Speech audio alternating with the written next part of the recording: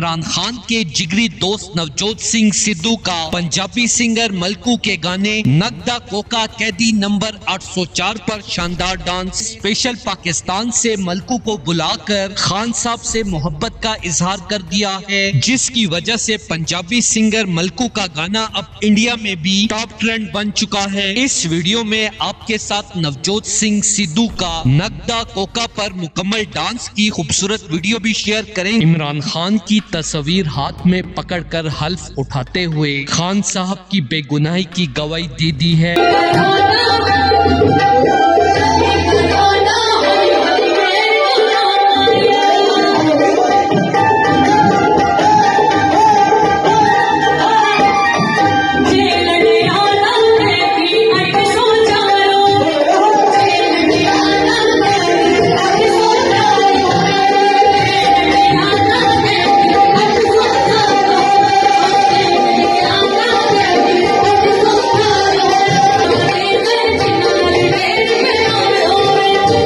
खुशहाली दा रूप बन के प्यार अमन ते खुशहाली दा रूप बन के ओ मेरा यार दिलदार इमरान खान।